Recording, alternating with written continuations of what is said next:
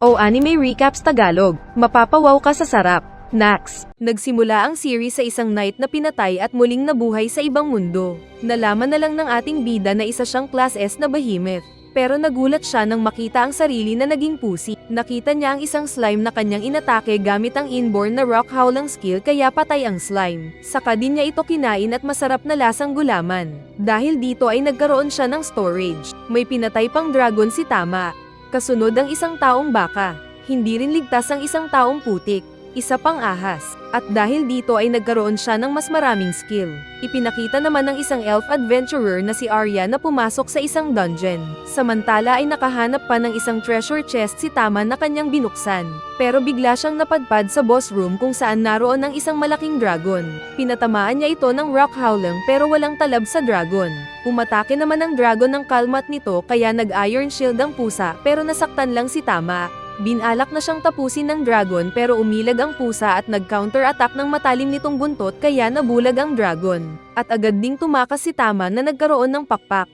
Kaso ay nanghina si Tama dahil sa mga sugat niya at nawalan ng malay. Pero paggising niya ay nasa kama na siya ni Arya na nakakita sa kanya sa dungeon. Inalagaan siya ng walang malay na elf hanggang maging mabuti ang kalagayan ng pusa. Kaya solve ang man of culture na Tama dahil sa chicks na kasama. Nang ayos na ang pusa ay ninais niyang pagsilbihan si Arya kaya lihim niya itong sinundan sa pag-explore ng elf sa dungeon. At dahil mga rapist na goblin ang kalaban ay alam ni Tama na delikado si Arya. Pero may taglay na super speed skill si Arya kaya madali lang niyang tinagpas ang mga goblin. At habang kinokolekta nito ang mga tenga ay may dumating na arbularyong goblin. Naghagis ito ng apoy para sana kay Arya. Pero mabilis na iniligtas ni Tama si Arya. At saka din kinolmat ang goblin sa mata na nahulog. Kaya pag-uwi ay naging baby ni Arya ang pusa. Pagdating sa guild office ay sinalubong sila ni Kasman na may crush kay Arya. Padila-dila pa ito na gusto sanang mangmasa, pero mabilis kinagat ni Tama ang kamay niya. Saka din kinolmat-kalmat ang mukha ng manyok. Nagalit si Kasman na gustong gumamit ng espada. Pero inawat siya ng guild receptionist na maskuladong bakla. Kaya natakot si Kasman na agad kumaripas ng takbo para sa puri niyang natitira. Masaya silang binati ni Arnold at binigay ni Arya ang mga nakuha nitong tenga ng goblin. Uminom ng beer si Arya at nang malasing ay pinagtripan ng tiyan ni Tama, sabay kalabit ng itlog ng pusa. Kalaunan pag-uwi ay dala-dala ni Arya si Tama maging sa paliligo nito. Kaya pinilit ni Tama na mag-concentrate na huwag mag-isip ng masama. Nagkwento si Arya na inatake sila ng mga halimaw noon. At isang magaling na elf swordsman ang tumulong sa kanila kaya nais din niyang maging malakas na elf warrior. Dahil sa ganda ni Arya ay sikat siya sa mga tao sa bayan. Pero pagpasok ulit nito sa guild ay sinalubong sila ng masamang balita dahil nag-file ng physical injury si Kasman at napaburn ng judge kaya may dala itong order na kailangan nilang patayin ang pusa. Pero dahil ayaw ni Arya ay inaya siya ni Kasman na mag-duel sila kapalit ng buhay ni Tama. At kapag manalo ang lalaki ay gagawin niyang asawa si Arya. Pumayag naman ang elf at naging referee si Arnold. Sinabi ni Kasman na para hindi sabihin ng mga tao na unfair ay nagtawag siya ng pwedeng maging katulong ni Arya para lumaban. Pero takot ang mga tao kaya si Tama ang nagpapansin na pinayagan ni Arnold. Pagsimula ang laban ay agad lumapit si Tama at iniwasan ang paghampas ni Arnold. Ginamit din ni Arya ang acceleration spell nito kaya bumilis. Pero nakaiwas si Kasman na sinipa pa ang kaseksihan ni Arya na nasaktan. Nagtapon ng mga shuriken si Arya pero sinanggal lang ito ni Kasman gamit ang alabatman niyang kumot. Dahil excited ng manghilot ni Kasman ay mabilis at walang tigil niyang inatake ng espada si Arya. Dahil mas mahina ay nabitawan ni Arya ang armas saka din natamba. Kaya napalaway ang manyak dahil malapit na nitong maabot ang inaasam-asam na kuweba. Hahampasin pa sana ni Kasman si Arya pero hindi na nakapagpigil pa si Tama na naging bakal na pusa at binasag ang armas ng lalaki. Saka din ito tinapon palayo gamit ang wind howling. At malas ni Kasman dahil lumipad ang armas niya palapit kaya natuli siya ng ×2. Dahil naipabisto ni Tama ang kakaibang lakas sa harap ng mga tao ay inakala niyang papatayin na siya dahil iisipin nilang isa siyang halimaw. Lumapit sina Arnold at Arya at akala ng pusa kung pugot na siya. Pero biglang sinabi ng dalawa na isa siyang elemental cat. Kaya naligtas pa rin si Tama at muling nag-relax sa malambot na kama ni Arya. Para mapasaya ang amo ay biglang din ilaan kasi ni Tama ang tenga ni Arya. Pero napaari ang babae na naging iba ang reaksyon at hinuli si Tama. Kalaunan ay nagpunta sila sa shop ni Vulcan na isang beast girl.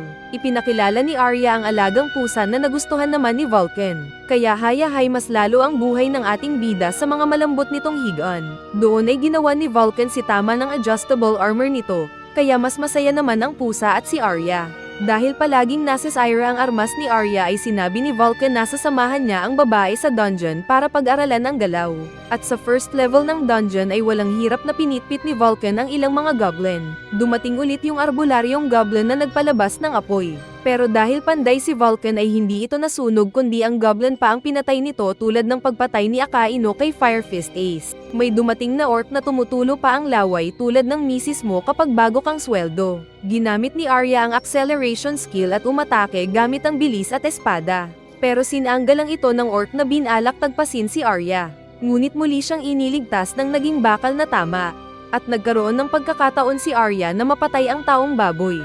Dahil sa nakitang lakas ni Vulcan ay nagpatulong si Arya para maging mas malakas. Kaya dinala sila ni Vulcan sa second level kung saan naroon ang mga groupers. At alam na agad ni Tama na mahilig ito sa mga chicks. Umatake si Arya gamit ang dalawang espada at ng super speed, pero natabig pa rin ng halimaw ang isang armas niyang naitapon. Pero mas bumilis si Arya sa pakikipaglaban at nakaiwas. Pag-atake niya ay nahuli ng kalaban ang espada niya na pinutol. Kaya binigyan siya ni Vulcan ng kutsilyo at nasaksak ni Arya ang namatay na grouper. Naging mas mabilis pa si Arya na inatake ang isang halimaw at pinagpuputol ang mga galami nito. Pero naglabas ng mga malagkit na likido ang grouper kaya naligo si Arya. Dahil dito ay galit niyang pinatay ang kalaban sa isang iglap lang. Para makakuha ng bagong skill ay pinilit kainin ni Tama ang kalaban pero nakakasuka daw ito. Sa pagkapanalong ito ay nadiskubre ni Arya na mas bagay niya ang magaan na armas tulad ng kutsilyo. Kalaunan pa nang may makita silang swimming pool ay agad naligo ang dalawang babae. Nagtanong si Arya kung nasaan na ang dating mga kasama ni Vulcan. Kaya naiyak si Vulcan na sinabing nag-hook up kasi ang mga ito at nabuntis kaya sila nabuwag. Sinabi pa ni Vulcan na dahil elemental cat si Tama ay posible itong makipag-asawa sa kahit hindi pusa. Kaya mas naging interesado si Arya sa kanya na kinagulat ng dalawa. May nakita pa silang naglalakad na bulalo. Kaya ito ang pinagpraktisan ni Arya ng bagong skill nito gamit ang mas magaan na armas at mas pinabilis na acceleration skill. Nagawa naman iyang masaktan ang mata ng taong kalabaw. Saka din ito sinaksak sa dibdib kaya tigok ang kawawang taong baka. Dahil sa tagumpay na pagpunta sa dungeon ay masayang nag-inuman sina Vulcan at Arya. Sinabi ni Vulcan na gusto niyang maging kasama sa party si Arya. At dahil first time ni Arya ay kinailangan pang ipahawak ni Tama ang kamay niya kay Vulcan. Sakalang pumayag si Arya sa request ni Vulcan. Sa higaan ay naipit si Tama sa pagitan ng apat na magkabilaang papaya ng dalawang tulog na babae. Kaya nag-concentrate ang ating bida na magpalakas sa isip para hindi maistorbo at mag-nosebleed. Dahil dito ay naabot niya ang mutation niya sa pangalawang anyo. Kaso ay dahil ayaw niyang maging mukhang halimaw at mahiwalay kay Arya, ay mas pinili na lang ni Tama na manatili sa pagiging anyong pusa. Isang araw ay may nakita silang dalawang bully na binubugbog ang isang bata. Nakialam si Arya na dala-dala si Tama. At dahil alam ng dalawang bully na tinalo ni Tama si Kasman ay natakot ang dalawa na agad umalis. Saka din nila hinatid ang kawawang bata pabalik sa bahay amunan ng mga madre. Dahil sa nakitang kabaitan ni Arya ay mas lalong humanga si Tama at mas nais pagsilbihan ang babae. Kasama na ang pagiging bodyguard niya sa itinatago ni Arya kapag binabantayan niya ang likod ng babae. Loko na pusa. Masaya silang binati ni Arnold sabay bigay nito ng bagong plaka ni Arya dahil naging class C adventurer na ito. Kasabay din na sinabi nitong may urgent request ang mga adventurers dahil maraming mga nawawalang mga tao na kinukuha ng mga demonyo. Dumating si Cedric na anak ng isang duke nila doon. Dati pala silang magkasama ni Vulcan sa pakikipaglaban noon sa mga halimaw. Sinabi nitong para magtagumpay sila ay kailangan nilang magkaroon ng hunting party. Naalala tuloy ni Tama na bago siya mamatay ay naglaban ang mga tao at mga halimaw na tinawag nilang Ragnarok. Maraming mga namatay. Pero dahil sa isang malakas na taong tinawag nilang Grand Mage ay nanalo ang mga tao at natigok ang mga halimaw. At kasama sa mga heroes sa labanan na iyon si Cedric. Biglang sinunggaban ni Arnold ang kamay ni Cedric at nilambing-lambing ito. Dahil bakla din pala si Cedric at lihim na papito ni Arnold. Parang COVID nakakahawa din. Pagdating ng araw ng paghahunting ay naramdaman ni Tama na ninenervyos si Arya. Kaya nilambing niya ito bilang isang pusa. Pero dahil hindi alam ni Arya na kumakain ng nabubulok na daga si Tama ay hinalikan niya ito sa bunganga. yaks. May iba pang mga hunters na kasama nila sa paglabas ng kaharian. Sumakay sila ng karwahe paalis, pero natigil sila nang may hamarang na grupo ng mga taong baboy na nagbabantay ng mga motor riders na walang helmet sa kalsada. Bumaba si Danny at sinalubong ang mga orc, at walang hirap na pinatay niya lahat ang mga baboy gamit lang ang espada. Pagdating nila sa destinasyon ay agad silang pinapasok ng mga tao at nag-report. At sa hapagkainan ay tinanong ng mga kasama si Cedric kung bakit sama-sama siya sa delikadong misyon anak siya ng duke. Kaya sinabi nitong bakla kasi siya at mahilig ding pumatay kaya sakto lang ang pagiging knight na trabaho para sa kanya. Bago matulog ay naligo muna ang mga adventurers. Kaya solve ang ating bida nang makita ang paborito mo sa paliguan ng mga babae. At sarap na sarap siyang pinapaliguan ni Arya habang kinukuskus ng mad-ulash na sabon. Plok plok plok. Dahil maingay at maharat ang mga kasama ni Arya na pinagkaisahan siya, ay narinig sila ng mga lalaki sa kabilang bakod. At dahil mga man of culture ay naisip ni Danny at Howard na pasukin ang mga naghaharutan na mga chicks, nagtago sila sa mga halaman doon para sana manilip. Pero naroon ang nagbabantay na tama at ginamitan sila ng howlang spell para itapon pabalik ang mga kawawang uncle mo. Nagpatuloy ang hunting party sa pagpasok sa dungeon, pero nakita na sila ng isang mayroong mahiwagang kristal, at sinabi pa nitong naglakad yung mga pagkaing paborito niya patungo sa kanya, parang McDollibee delivery. Sa loob ng dungeon ay naglabasan ang mga taong lobo, pero walang hirap lang itong pinagbubugbog ng mga taong malalakas. Kasama na rin si Cedric na hinati ang ilan. Naisip ni Tama na sumali sa laban at ginamitan ng water howlang ang ilang mga taong lobo na nabutas ang mga tiyan. Kaya mas napahanga si Arya at ng iba pa kay Tama. Maging ang kalaban na may kristal ay naisip na delikado ang dumating na pusa. Ganun pa man ay inutusan nito ang mas marami pang mga tauhan. Sa boss room ay nagpakilala ang may kristal na si Barrels. Nakaligtas daw ito sa mga dating demonyo na pinatay noon ng mga tao. Saka din ito tinawag ang mga Class A na mga alipin na troll. Hindi nagpasindak ang mga adventurers at sa utos ni Cedric ay agad silang naghiwalay para umatake. Gumawa ng barrier si Beryl kaya nagkahiwa-hiwalay ang mga adventurers sa tatlong grupo at mag-isa lang ni Tama. Inatake ng isang troll si Tama na agad naputulan ng kamay. Pero nagulat ang pusa nang muling tumubo ang kamay ng kalaban. Confident naman ang grupo ni Cedric na nagpatulong sa kanilang commanding officer. At inilabas ni Cedric ang malaking espada nito sa kaparang baliw na pinatay ang dalawang troll na hindi na nakabawi. Magical pala ang armas ni Cedric na namunguhan ng kaluluwa. Samantala ay nahihirapan naman si Tama dahil kahit natatamaan ang mga troll ay agad silang naghihilom. Kaya ginamitan niya ito ng malakas na fire howling at nasunog ang mga troll na hindi na nakapaghilom sa sarili. Inatake naman ni Vulcan at Arya si Beryl na mabilis naman ang pag-ilag nito lalo na sa malaking maso ni Vulcan. Pero nang ginamit ni Arya ang super speed nito ay agad na natusok ang dibdib ni Beryl na napasigaw sa sakit dahil sa liwanag ng armas ni Arya. Kaso ay nagawa nitong masugat si Arya gamit ang may lason na kutslyo. Nasira ang mga barrier kaya nakalapit ang mga kasama kay Arya. Pero nanghina na ang babae dahil sa lason. Sa kapatawa-tawa pa si Beryl bago ito namatay na naging lupa. Mabilis namang dinala ng mga kasama si Arya pauwi. Pero sinabihan sila ng mga doktor na mga kalahating araw na lang ang natitirang buhay ni Arya dahil wala silang gamot sa ganong klaseng lason. Tanging ang antitoxin na mula sa mata ng Earth Dragon ang makakalunas kay Arya. Nais man ng mga kasama niyang tumulong pero hindi nila alam kung saan makakahanap ng isang Earth Dragon. Sumisigaw sa sakit si Arya kaya sinabi ng doktor na bibigyan na lang niya ito ng anesthesia para hindi gaanong mahirapan sa pagpanaw. Dahil dito ay agad na tumalon sa bintana si Tama at mabilis na lumipad pabalik sa kuweba kung saan naroon ang Earth Dragon na nakalaban dati. Sinabi ng dragon na hindi siya matatalo ni Tama dahil maliit lang itong kuting, sabay atake. Ngunit sa isip ni Tama ay ipagpapalit niya ang buhay babero sa pag-evolve sa second form niya bilang behemoth para lang mailigtas si Arya. Kaya naging dambuhalang pangit siyang nilalang at inatake ng apoy ang dragon. Pero walang hirap lang siyang sinampal ng dragon at agad ding kinagat sa leeg. Nagkunwari mahina si Tama kaya confident ang dragon na panalo na siya. Pero sinamantala ni Tama ang pagkakataon at ginamit ang laser sword na buntot at hatiin ang mukha ng dragon na agad ding namatay. Hindi niya inakala na muli siyang maging pusa dahil limitado lang ang transformation niya. Pero agad siyang nag-isip at inilagay sa magic storage ang bangkay ng dragon at agad ding umalis pa uwi. Nag-iiyakan ang mga kasama ni Arya nang maramdaman nilang may lumindol. At nagulat sila paglabas nang makita ang patay na Earth Dragon kasama si Tama. Saka din sila agad na gumalaw para kunin ang kailangan. Samantala sa isip ni Arya ay naalala niya ang pagkabata nang balak siyang saktan ng ilang mga demonyo. pero iniligtas siya ng isang malaking elemental cat na pinatay ang mga bully, at nakikita daw niya ito kay Tama na isang maliit na pusa. Hindi nagtagal ay naging ligtas na si Arya kaya masaya din si Arnold na makita siya.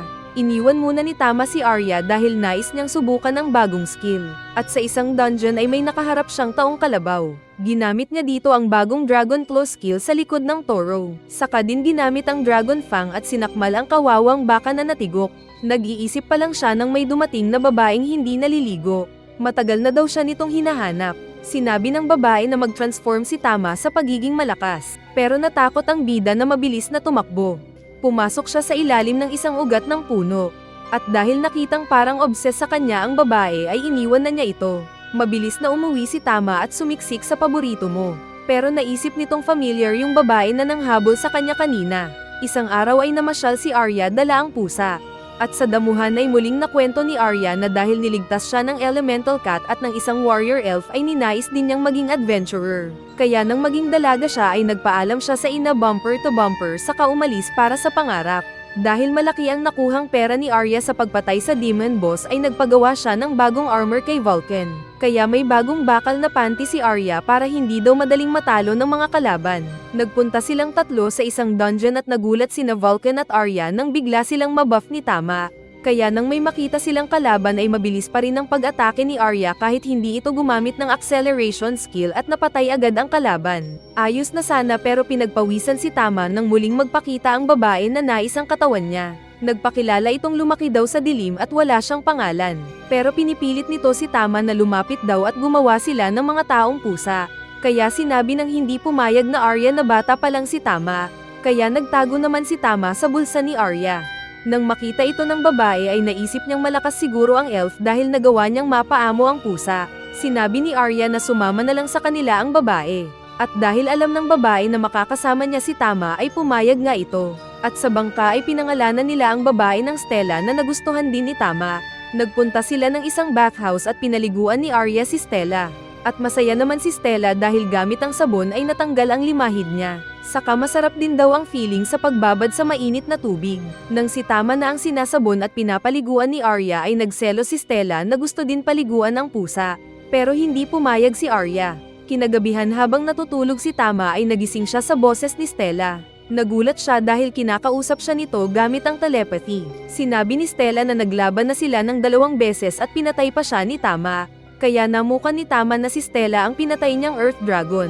Sinabi ni Stella na pinanganak siyang Class S at pinakamalakas sa mga halimaw sa labyrinth. Pero nang dumating si Tama na naging malakas na nilalang at tinalo siya, ay nagawa niyang magamit ang reincarnation skill niya. Kaya pagkatapos mamatay ng dragon ay muli siyang nag-respawn pero sa katawan ng pagiging tao. At naging misyon na nitong hanapin si Tama. Dahil sa nalaman ay seryosong nagtanong ang pusa kung bakit naroon siya. Pero ayaw daw ni Stella ng laban, kundi naroon siya para hingiin ang mahiwagang malambot na likido ni Tama. Binalak sunggaban ni Stella ang pusa, pero nagising si Arya na kinuha ang pusa at sinabing hindi ito ibibigay kay Stella. Nasabi na lang ng napa-atras na Stella na hindi siya pipilitin sa oras na iyon. Ngunit hindi din ito papayag na hindi makuha ang gusto kay Tama. Sabay titig ng nakakatakot nitong mata sa pusa, kaya nagkakaproblema ang ating bida. Habang kumakain ay sarap na sarap si Stella sa mga binibigay ni Arya. Ngunit sa isip nito ay nakikipag-usap siya kay Tama. Nagtanong si Stella kung anong nakita ni Tama kay Arya mabait lang naman ito. Pero nang sinabi ni Tama na boss at pagsisilbinan niya si Arya ay naisip ni Stella na masyadong malakas si Arya. Sinabi ni Tama na huwag sasabihin ni Stella na isa siyang halimaw kay Arya dahil baka hindi na ito makakasama ng pusa. Kaya nagsaya si Stella sabay labas ng dila at nagsabing pwede niyang ma-blackmail si Tama na gawin ang gusto niya. Ngunit hindi daw niya gagawin dahil balak niyang mapaibig ang pusa. Dahil hindi alam ni Arya kung nawalan ng memory si Stella ay sinabihan niyang subukan nitong sumali sa pagiging adventurer, na tinanggap naman ni Stella. Namili ng 2-piece lang na damit si Stella kaya sinabi ni na Vulcan at Arya na mas maganda kung magsuot siya ng bakal. Pero ipinakita ni Stella ang lakas nito at lumabas ang dragon arm at dragon tail niya. Kaya naisip ng dalawa na isang taong dragon ang kaharap. Pumili ng kalasag si Stella at nagulat sina Arya at Vulcan dahil type niya yung malaking kalasag at hawak lang ng isang kamay niya. Samantalang hirap na hirap si Vulcan sa paghawak nito. Nang mamili ng armas ay kinuha naman ni Stella ang napakalaking espada na expected na daw ni Vulcan. Para masubukan ang kapangyarihan ni Stella ay nagpunta sila ng isang dungeon. Sinasabi pa lang ni Arya na bantayan ni Tama ang Dragon Girl pero agad na itong tumakbo at iniwan sila. Nang makita sila ng mga goblin ay iniwan ni Stella ang mga armas at ginamit ang Dragon Hands para katayin ang mga kawawang goblin. Kaya napahanga sina Vulcan at Arya sa lakas niya. Nang umatake ang isang arbolaryong goblin ay kinuha ni Stella ang malaking espada at ginawang ketchup ang kawawang pangit. Kaya naisip na lang ng nababahalang Tama na huwag sanang magawi sa maling landas si Stella. Sinabi ni Arya na suportahan pa rin nila si Stella na naisip naman ni Tama na tamang gawin nila lalo na at bagong reincarnated lang ang Dragon Girl. Nais pa daw nito ng mas malakas na mga kalaban. Kaya nagpunta sila ng mas malalim na bahagi ng dungeon. At doon ay inilabas ni Stella ang bloodthirsty nitong character at walang hirap na pinasat-paisat ang mga nakaharap na orc. Dahil nakitang malakas si Stella ay naisip ng dalawang babae na magpunta sa 3rd floor. At doon ay excited si Stella na tumalon para labanan ng mga gropers na may tentacles. Sa isip ni Tama ay na-imagine niyang agresibo ang mga gropers mga babae. Mabilis na hinuli ng groper ang espada ni Stella gamit ang galamay nito. Kaya nahirapan sa paghila si Stella kahit na malakas siya. Saka tinamaan pa siya ng malagkit na likidong armas ng halimaw, kaya hindi na nakapag-isip si Stella na mukhang engot. Tutulong sana sina Vulcan at Arya, pero mabilis na nag-isip si Tama at ginamit ang nakuha nitong skill ng groper. Kaya hinailan niya pabalik sina Vulcan at Arya gamit ang sariling galamay. Saka din tinalian ng mas maliit na galamay ng groper, at binutasan ng tiyan nito gamit ang water howling spell. Sinabi ni Tama kay Stella na babantayan din niya ito. Basta huwag na itong mag-isip dragon, kundi ay lumaban bilang isang tao. Kaya naman masarap ang ngiti ni Stella na nagpapakyut kay Tama. Nagulat na lang si Tama nang lumapit ang parang may bulate sa puwet na Arya. At sinabi nito kay Tama na gamitan siya ng mahabang mga galamay. Buti na lang at inawat sila ni Vulcan kaya hindi natuloy ang pagkain ng mais. Sinabi ni Vulcan na bumuo sila ng malakas na party kasama si Stella. Kaya naalala ng Dragon Lady noong isa pa siyang lizardo at excited siyang pinatay yung grupo ng mga adventurers noon bilang isang party. Sinabi ni na Arya at Vulcan na maging tank nila si Stella dahil malakas ito. At nagustuhan naman ito ng malakas na Stella.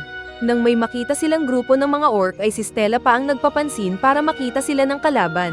Umatake ang isang orc pero nasira ang armas nitong pampalo ni Barok dahil sa kalasag ni Stella. Mabilis ding tinagpas ni Stella ang kawawang orc. Mapipisat na sana ito pero tumakbo paalis. At dahil nais lang ni Stella na patayin ito ay hinabol niya ang orc at iniwan ang mga kasama. Sa isip ni Tama ay baguhan lang si Stella sa pagiging tank. Pinagbuff niya ng lakas sina Vulcan at Arya kaya walang hirap na nilinis ng mga ito ang mga natitirang orc. Nagpatuloy lang sila sa paghunting at nakapatay pa sila ng isang malaking groper na sinaksak ni Stella sa mata. Kalaunan pa ay nagpunta din sila ng paborito nilang paliguan. At doon ay napagtanto daw ni Stella na mas mahina si Arya sa kanya. Kaya dapat daw na siya ang maging chicks ni Tama.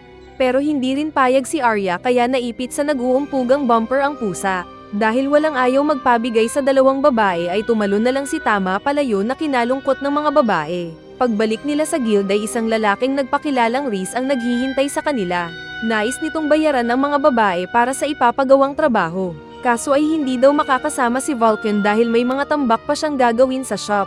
Excited na nagtanong si Stella kung anong babantayan nila. Kaya sinabi ni Reese na ipapakita ito. At nagulat sila nang makita ang skeleton ng dragon na dating katawan ni Stella. Akala ni Tama kung magwawala ang Dragon Lady kaya kinausap niya ito gamit ang isip. Ngunit natigilan lang daw si Stella dahil mas naalala ng pinatay siya ni Tama kaya mas naiinlove pa siyang lalo sa pusa. Dumating si Arnold at muling nagbigay ng bagong gold plate kay Arya bilang patunay na isa na siyang Class B adventurer. Naglakbay si Reese kasama ng dalawang babae na naging bantay niya laban sa mga halimaw. Habang nagpapahinga at kumakain ng karne ay nagtanong sila kay Reese kung aanhin ang skeleton dragon. Kaya nasabi ni Reese na dadalhin niya ito sa kakilala na gumagawa ng armas. Nasabi din niyang posible na magkakaroon ng digmaan. Kaya naalala ni Tama ang sinabi ng pinatay nilang demon boss na babalik ang mga demonyo. Habang natutulog sila ay may naramdaman si Tama kaya lumabas. At nagulat nang makita ang pagtubo ng mga kakahuyan sa paligid. Nagising din ang mga kasama at sinabi ni Reese na posibleng may tumubo na labyrinth kaya kinailangan nilang umalis agad. Masaya naman sila dahil nagawa nilang makaalis at hindi maapektuhan ng pagtubo ng labyrinth. Saka na lang daw nila papasukin ang bagong dungeon kalaunan. Hindi nagtagal ay sinabi ni Reese na ayos na siya sa lugar na iyon. Kaya nagpasalamat ang mga bida na excited bumalik para ma-explore ang dungeon. Nag-buff muna si Tama sa kanila kaya feeling ni Stella ay ready na naman siya para lumaban at muling nauna na iniwan sina Arya. Kaya inilabas ni Arya ang sulat ni Vulcan na gawin niya para pakinggan siya ni Stella. At binasa niya ng malakas at nasabing kung makikinig si Stella ay ipapahiram niya si Tama. Dahil dito ay agad namang umatras si Stella para daw makipag-teamwork kaya napanganga naman si Tama. Biglang may dumating na fairy na nagpahabol sa kanila para daw ituro ang kinaroroonan ng kayamanan. Pero nang sinundan nila ang fairy ay dinala pala sila sa teritoryo ng mga monster babbon. Naging tank si Stella na kinuha ang atensyon ng mga unggoy kaya nagkaroon ng pagkakataon si Arya na mapatay ang mga kalaban gamit ang acceleration speed. May nakita silang gumalaw sa halamanan kaya pinalabas nila ang mga ito kung ayaw masaktan. Kaya naman nagpakita sina Lily at Fairy na mga forest fairy. Nagkakilala sila at agad na dinampot ng mga forest fairy si Tama at nilaro-laro ito. At may nalalaman pang paupo-upo sa puwet ng pusa ang mas maliit na fairy. Dahil naunahan ay galit na naman si Stella na nais silang dakmalin. Pero sinabi ni Tama na mga kaibigan ang dalawa. Sinabi ni Stella na mukhang nilinlang sila ng mga fairy. Kaya inilabas ni Lily at Fairy ang nakatagong ball ng ginto sa likod ng mga halaman. Binuksan ito ni Arya at masaya sa nakitang rare potion sa loob. Sinabi ni Fairy at Lily na marami pang naroon pero kailangan nilang makuha ang isang susi para sa ibang parte ng labyrinth. Nasa pangangalaga ito ng mga malalaking bubuyog. Umatake ang mga bubuyog gamit ang tallest ng puwet na bumabaril na sinangga ni Stella. Pero pinaypayan sila ni Tama. At saka mabilis ding pinag-slice ni Arya kaya patay ang mga kalaban. Kaya nakuha din nila agad ang susi na nakabitin sa puno. Sinabi ng dalawang fairy na susi daw iyon para sa boss room ng labyrinth. At posibleng nasa loob ng boss room ang kayamanan doon. Sinabi ni Stella na malakas pa naman siya para lumaban. Ngunit ipinaliwanag ni Arya na babalik na lang sila dahil kailangan muna nilang magpahinga dahil buong araw silang naglakbay. Sinabi ng mga fairy na nais nilang sumama. Kaya pagdating nila sa bayan kung saan nakatira si Reese ay excited ang mga fairy sa nakikita. Sinabihan sila na Arya na maghinay-hinay baka mawala sila. Ngunit matigas ang ulo ng mga ito na agad nakakuha ng pagkain. Pero hindi pala nila alam ang kalakaran na kailangan nilang magbayad. Kaya walang nagawa si Arya kundi siya rin ang magbayad at masayang pinakain ang mga fairy ng pagkain ng tao. Namangha si Reese sa nakitang potion na nakuha nila. Ito daw ang Drop of Truth. Isang truth serum na ginagawang hindi makapagsinungaling ang mga iinom nito. At mahal daw ito dahil mahirap hanapin. Biglang pumasok sina Fairy at Lily na nagtanong kung ayos lang ba ang nakuha nilang potion. Kaya hindi nila namalayan ang nagulat na reaksyon ni Reese. Nasabi na lang ni Reese na first time niyang makakita ng mga fairy saka din ito agad na umalis dahil may gagawin pa daw. Pagkatapos maligo ay naghanda na ang mga bida para matulog. Nais sanang hawakan ni Stella si Tama pero ayaw ng pusa. Kaya sinabi ni Arya na napagod si Stella sa pagtatrabaho sa araw na iyon kaya pagbigyan niya ito. Kaya naman pinagbigyan nga ni Tama si Stella na kunin siya at paglaruan. Samantala ay natapos na ni Vulcan ang trabaho at naglalakad na siya patungo kina Arya. Pero sa daan ay sinalubong siya ng isang skeleton na lumapit. Pero isang hampas lang niya ay nadurog ito. Samantala ay bumalik sa dungeon sina Arya at binuksan ang isang pinto na maliwanag sa loob. Sinabi ni Fairy at Lily na nasa loob ang boss saka din nagpaalam. Pagpasok ni Arya, Stella at Tama ay agad silang sinalubong ng tinawag nilang Torrent Drake. Pinaulanan sila ng halimaw ng mga matutulis na kristal na agad sinangga ni Stella. Mabilis namang umikot si Arya para sana umatake sa likod pero muntik siyang mapitpit ng buntot kung di lang siya iniligtas ni Stella. Nagpahabol si Stella na inatake naman ng dragon kaya hinawakan niya ang isang paa ng kalaban. Kaya nagkaroon ng pagkakataon si Tama na magpalabas ng apoy. Ginamit din niya ang mga mahahaba na galamay. Kaya nagkaroon ng tsansa si Arya na matusok ang leeg ng Drake. At bumagsak ito sa harapan niya na wala ng buhay. May lumabas ulit na ball na may nakalagay na pares ng scroll sa loob. Nagliwanag ang mga sulat ng scroll at biglang pumasok sa katawan ni Arya. Kaya nagkaroon ng bagong skill ang babae na Sacred Blade kasabay ng pagliliwanag ng espadang hawak nito. Paglabas nila ng boss room ay hinahanap nila ang dalawang fairy. Pero nakita nila sa lupa ang mga basag na lalagyan ng pagkain ng mga fairy kanina. Sinigaw-sigaw nila ang pangalan ng dalawa pero wala ang mga ito. Pagbalik nila sa tinutuluyang bahay ay nakita nila si Vulcan na naroon na rin. Kaya masaya silang nagbatian sa isa't isa. Kalaunan pa ay may dumating na lalaki na butler daw ng isang nagngangalang Earl. Hinahanap nito si Arya na agad nagpakilala na kinasaya ng mata ng lalaki dahil sa malalaki niyang melon. At dahil malaki rin ang kay Vulcan ay sinabi ng lalaki na sumama din ito. Napansin din ng lalaki ang malaking syopo ni Stella kaya maging siya ay tinawag na isasama. Ayaw sana ni Stella dahil hindi type ang matanda. Pero sinabi ng butler na maituturing na paglabag sa batas ang paghindi sa pagtawag ng nagngangalang Earl. Kaya agad na sinabi ni Vulcan na maghahanda sila kaya lumabas ang mga lalaki. Ayaw sanang sumama ni na Arya at Stella dahil gusto nilang hanapin sina Fairy at Lily. Ngunit may sinabi si Vulcan kaya sumakay din sila sa karwahe ng butler. Pero sinabi ni Vulcan na narinig niyang kidnapper ng mga babae si Earl. Pagdating nila sa tahanan ni Earl ay nakita nilang napakapangit nito na mukhang palaka na malaki ang tiyan. Naghanda ng maiinom na tea ang butler at dinala sa mesa para sa mga babae. Ayaw sana ng mga babae na inumin ang tea. Pero sinabi ni Earl na utos niya ito. Kaya naman kinuha nga ng mga babae ang baso para inumin. Pero bago pa nila ito mainom ay nagbuff ng spell si Tama pang kontra sa lason. Malawak ang ngiti ni Earl pero nagtaka nang hindi makatulog ang mga babae. Kaya nasabi na lang ng butler na magtitimpla ulit ng mas malakas ang pampatulog. Ngunit hindi napigilan ni Stella na sirain ang mesa gamit ang dragon hand. Saka din agad binuhat si Earl at tinanong kung nasaan ang mga fairy. Inawat ng mga kasama si Stella at binitawan niya si Earl pangit. Kaya nakapagtawag pa ng mga tauhan ng pangit at napalibutan sila. Lalaban sana si Stella pero inawat siya ni Tama. Habang nagbabalak ng masama sina Earl ay may dumating na nagsabing may mga undead na umaatake sa bayan. Marami daw ang mga ito at patungo na sa kinaroroonan nila. Kaya agad sinabi ni Earl na bantayan siya at umalis na sila na iniwang nakatiwangwang ang mga babaeng bida. Sinabi ni Arya na iligtas nila ang mga tao kaya bumalik sila ng bayan. Maraming mga naglalakad na buto sa bayan pero walang hirap itong binasag ng buntot ni Tama, bilis ni Arya, at lakas ni Stella. Malakas din ang maso ni Vulcan na binasag ang mukhang Terminator, saka din iniligtas ang isang bata.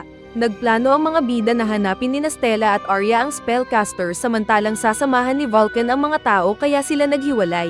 Narinig nila ang pagtunog ng bell mula sa bahay ni Rhys. Kaya agad silang nagpunta doon at nakita nga nila si Rhys hawak ang bell na pambenta ng ice cream. Nagsummon pa ng mas maraming skeleton si Rhys at ipinakitang hawak na pala niya sina Fairy at Lily. Ginagamit niya ang dalawang fairy para mag-multiply ang kapangyarihan niyang necromancer. Gamit ang mahiwagang kutsilyo ay walang tigil niyang hinihigop ang mana ng dalawa.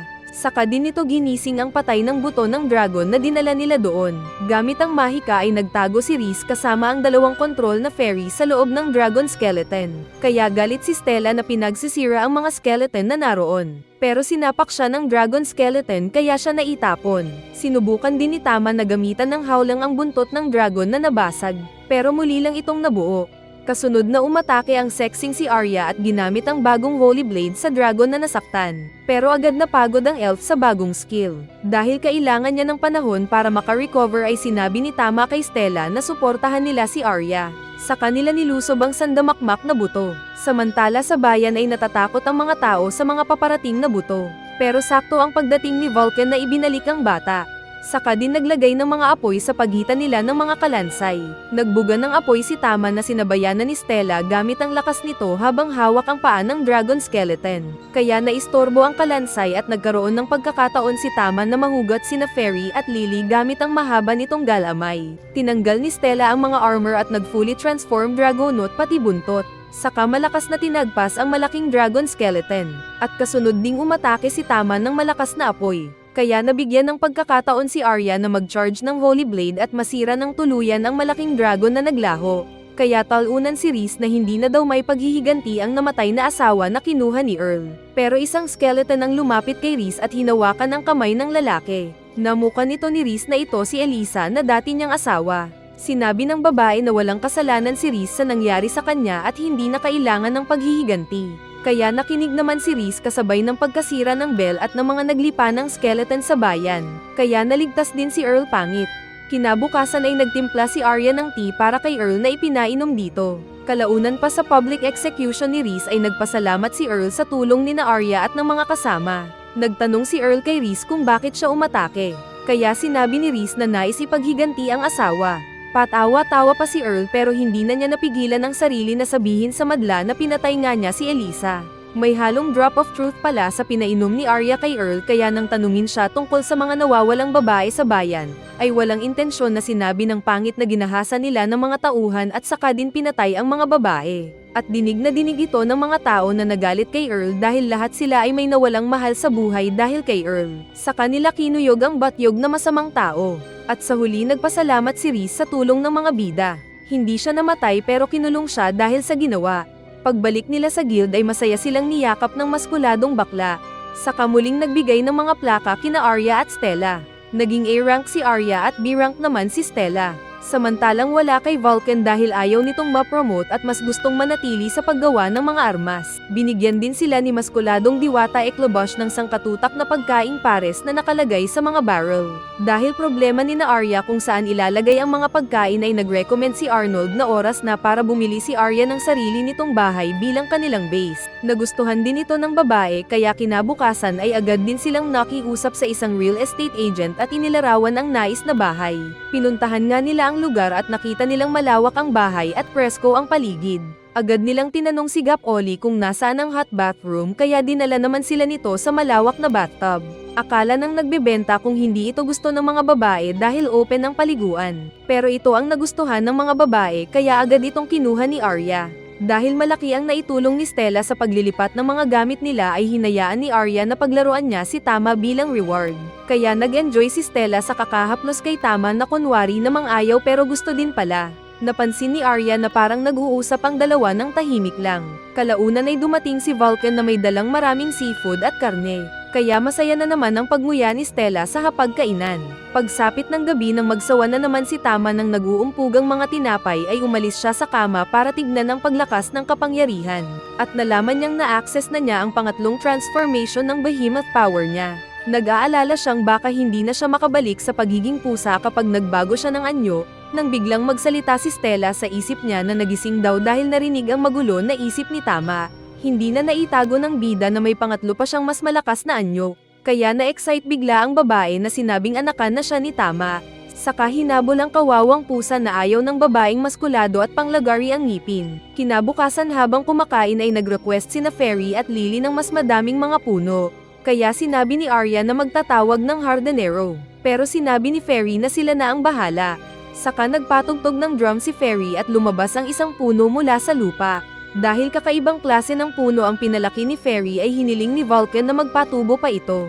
Mas nagulat pa si Vulcan nang gumawa din ng mga fairy ng spring na Fountain of Youth. Mahiwagang tubig daw ito na nilulunasan kahit anong sakit sa balat. Pero sa loob ng bahay ay sinabihan sila ni Vulcan na delikado ang ginawa ng dalawang fairy, baka maging target sila ng mga kidnappers. Kaya natakot ang mga diwata. Sinabi ni Vulcan na marunong siyang panday pero limitado ang gamit niyang mineral at hindi kabisado ang mga masyadong rare na metal. Pero alam ni na Arya at Tama na mangilan-ngilan lang ang nabigyan ng certificate para maituturing na legendary blacksmith sa buong mundong iyon. Hindi nila inaasahan ang pagbisita ni Arnold na sinabing may urgent quest para sa kanila. May lumabas daw kasi na malakas na halimaw sa first floor pa lang ng isang dungeon at maraming nasaktan. Walang pag-aalinlangan naman na tinanggap ito ng mga bida kaya masaya ang bakla. Sa dungeon ay pinagbigyan ni na Arya, Stella at Vulcan sina Fairy at Lily na labanan ang dalawang goblin na una nilang nakita. Nagpasikat naman ang dalawang fairy ng kanilang lakas. Unang nagliwanag si Lily at naging bala ito na na-headshot ang mas maliit na goblin at namatay. Saka sumunod na ginamit ni Fairy ang power at nagpalabas ng ugat ng puno na panangpalo sa ulo ng isa pang kalbo na bumagsak din. Nakarinig sila ng ungol ng isang halimaw sa dilim. Pero tingin daw ni Stella ay ungol iyon ng pagkadismaya. Nang tignan nila kung sinong umungol ay nakita nila ang isang rank A na troll na nakaupo at kumakain. Unang umatake ang dalawang fairy. Naging bala ulit si Lily na umatake pero tumalbog lang. Muli namang gumamit ng pampalo na ugat ng puno si Fairy at pinalo ang troll. Pero walang gaanong epekto dito. Nag-auto-heal ang troll na binalak paluin ng malakas ang mga fairy. Pero sinangga ito ni Stella gamit ang shield. Saka din minaso ni Vulcan ang paanang nasaktan na troll. Hindi rin nagpahuli si Arya na gumamit ng acceleration at blade skill na kinasaktan din ng troll. Muling umatake si Lily at tinira ang mata ng troll kaya nabigyan ng pagkakataon si Stella na saksakin ang troll, pero nakatayo pa rin ito. Kaya ginamit na ni Arya ang holy blade skill nito at walang mintis na inislice ang malaking kalaban na bumagsak din. Nang masiguro nilang ligtas na ang dungeon ay umuwi ang mga bida para maligo. Kaya masaya na naman si Tama na nakakita ng only boreless na mga chicks. Pero mas masaya siya tuwing hawak-hawak siya ni Arya na master niya. Minsan ay sinabi ni Arnold na pinapatawag ng Emperor sina Arya at mga kasama niya dahil sa kanilang pagiging hero. At alam din ito ni Vulcan na pwedeng malibre pa sila ng pagkain ng Emperor. Kaya agad silang nagpaalam kay Bakla at sumakay ng karwahe patungo ng kapital ng Imperyo. Magiliw naman silang tinanggap at pinapasok ng mga sundalo. Saka binigyan pa ng masarap na pagkain. Pagbukas ng pinto ng King's Hall ay binati sila ng hari dahil sa pagprotekta nila sa Gladstone. Nahihiyang binati ng mga bida ang hari. Pero formal naman itong binati ni Vulcan na sinabing matagal din silang hindi nagkita. Lumabas pa si Prince Julius at pinabisto na si Vulcan pala ang isa sa mga heroes noong Battle of Ragnarok kung saan may malakas siyang taglay na armas. Nais lang daw kasi ni Vulcan na maging sekreto ito kaya hindi sinabi. Kaya hindi makapaniwala si Arya dahil may kasama siya sa party na legendary hero. Dumating din ang demonyong si Beelzebub na hindi pinanagan ang mga kapwa-demonyo noong Great Battle. Bagkus ay sa mga tao ito pumanig.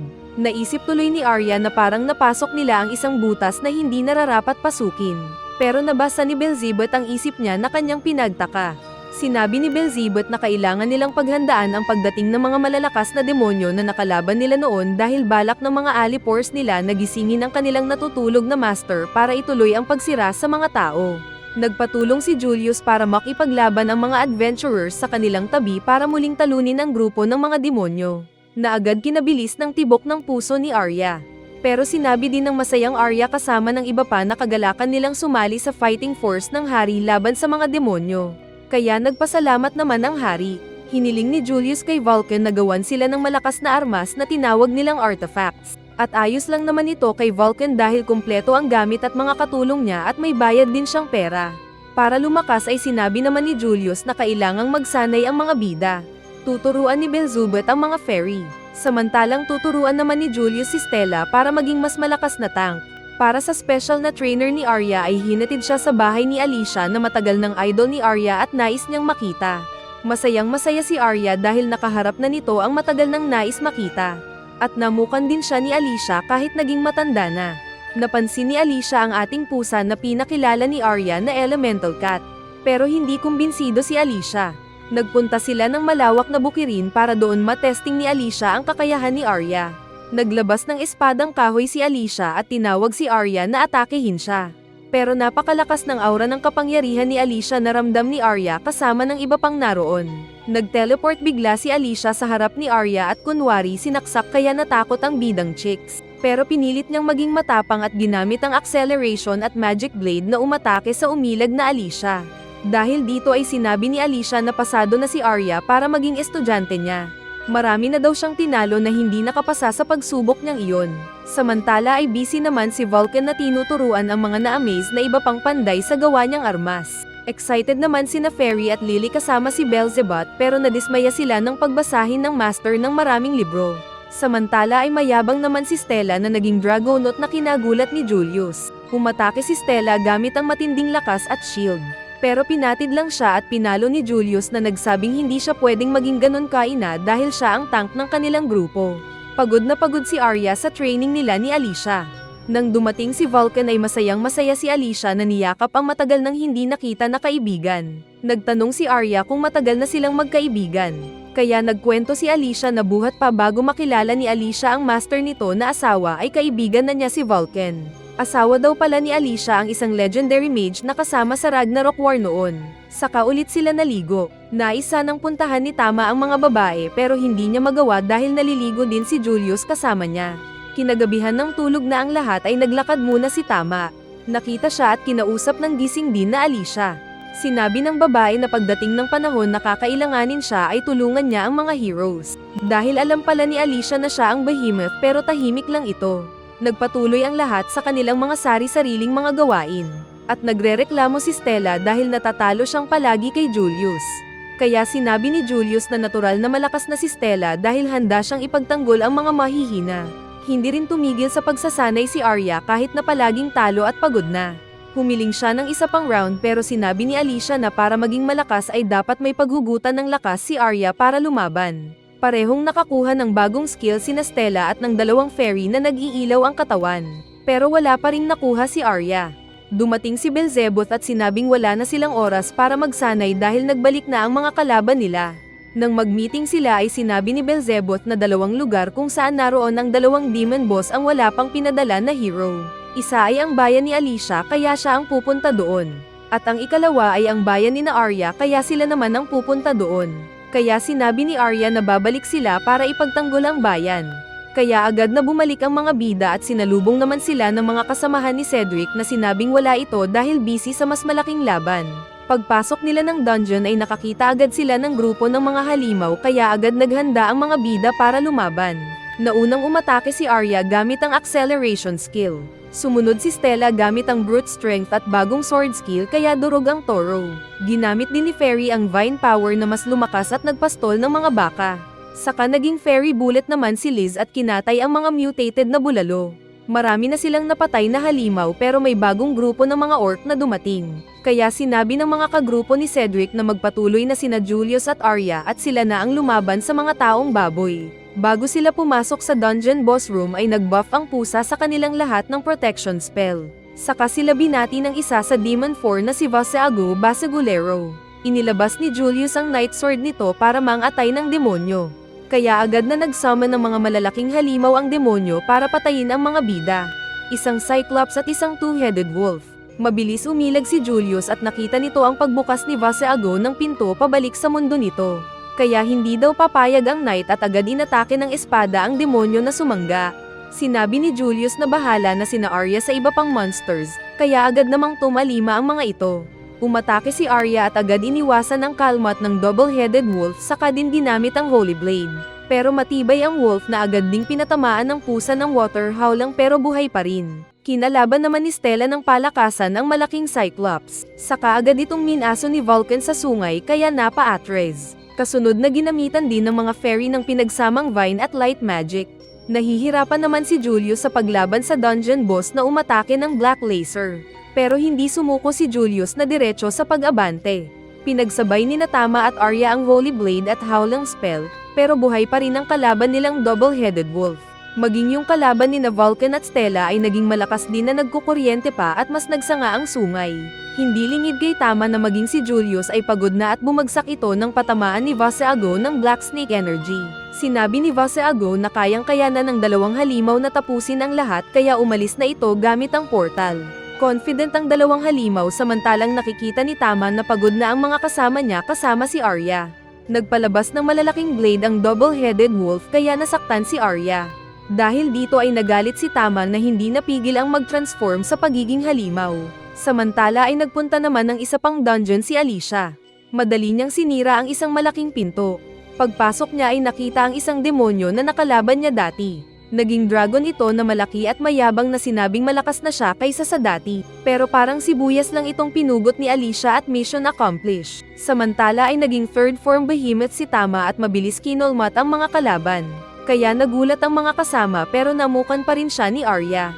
Dahil ramdam ng mga nasaktan na kalaban na malakas si Tama, ay nag-sacrifice sila ng kanilang mga sarili para magpalabas ng dugo. At parehong gumawa ng malakas na suicidal sacrificial one-hit weapon ang 2 monster. Nagawang masangga ni Tama ang pag-atake ng isa gamit ang fire howlang nito. Pero nang tutukan siya ng Cyclops ng blood spear nito ay hindi makaporma si Tama. Ngunit dumating si Stella para maging shield ni Tama. Nag-transform ito sa pagiging Dragonaut para sanggahin ang pagtirada ng kalaban. Sabay palm sa mga kasama na bantayan nila si Tama. Habang tinatamaan ng malakas na atake ng kalaban ay sinabi ni Stella na talunin ni Tama maging ang boss ng mga demon. Saka ito nahihirapan sa pagsangga. Nang mga oras na iyon ay nakakuha naman ng dahilan at lakas ng loob si Arya para ma-activate ang nakatago nitong lakas. Kaya lumipad ito sa ere at ginamit ang Excalibur skill na puno ng liwanag na kayang tunawin ang anuman. Dahil dito ay natalo ang Cyclops at ang aso na sinunog ni Tama. Kaya nakaligtas ang mga bida na kinamangha din ni Julius dahil sakto daw yung timing ng paglabas ng new skill ni Arya. Dahil naubusan ng lakas ay biglang naging maliit na pusa ulit si Tama saka nahulog sa higaan nitong jellybed. Dumating din ang grupo ni Howard na panalo din sa laban kaya masaya silang lahat. Samantala sa Demon Realm ay nalaman ni Vaseago na patay na ang mga halimaw nito. Pero ayos lang daw sa kanya dahil hindi pa tapos ang laban.